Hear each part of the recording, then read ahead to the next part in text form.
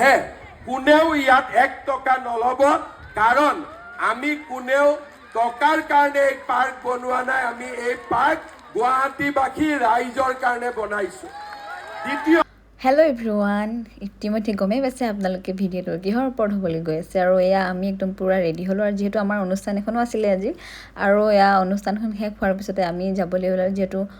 উজান বজাৰতে নতুনকৈ পাৰ্কখন আজিৰ অপেনিং হ'ব আৰু সেইকাৰণে আমি তাত আহিলোঁ সকলোৰে মৰমৰ মামা মানে আমাৰ ডক্টৰ হিমন্ত বিশ্ব শৰ্মা ডাঙৰীয়া আৰু এয়া তেখেতক চাবলৈ আৰু মিটিংখন শুনিবলৈ আহিলোঁ আমি এইকেইজনী আৰু পাহি মানে অকণমান দেৰিকৈ আহিলে আৰু এয়া আহি একদম পূৰা লাজ কৰিছে মই ভিডিঅ' কৰি থকাৰ কাৰণে আৰু অকণমান সময়ৰ পিছতে এয়া আমাৰ মামা আহি পালে আৰু গল্ফ কাৰ্টত যাত্ৰা কৰি উদ্যানখনৰ পৰিদৰ্শন কৰি 3 নম্বৰ প্ৰৱেশদ্বাৰত উপস্থিত হৈ মূল মঞ্চলৈ আগবাঢ়িব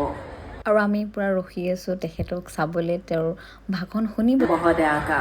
লগতে আমি আদৰণি জনাইছোঁ অসমৰ মাননীয় মুখ্যমন্ত্ৰী ডক্টৰ হিমন্ত বিশ্ব শৰ্মা মহোদয়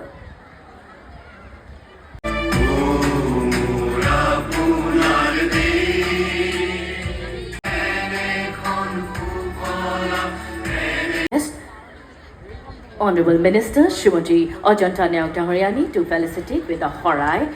সকলোৱে মোৰ লগত ক'ব ভাৰত মাতা কি ভাৰত মাতা কি কোনেও ইয়াত 1 টকা নলব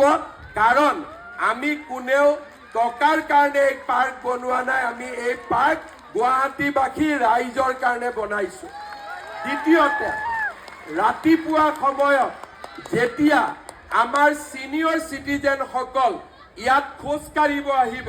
ৰাতিপুৱা 9 বজালৈকে মৰ্নিং ৱাক কৰিব আহা কাৰো পৰা কোনেও 1 টকা ল'ব নোৱাৰে দুটা কথা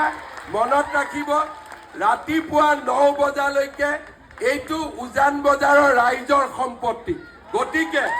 এইটো উজান বজাৰৰ ৰাইজৰ সম্পত্তি সেইকাৰণে ৰাতিপুৱা 9টা বজালৈকে আৰু ভবা নাছিলোঁ তেখেতৰ ভাষণ ইমান ওচৰৰ পৰা যে চাব পাম বুলি সঁচাকৈ বহুত ভাল লাগিছে আজি আৰু পাৰ্কলৈ আহিবলৈ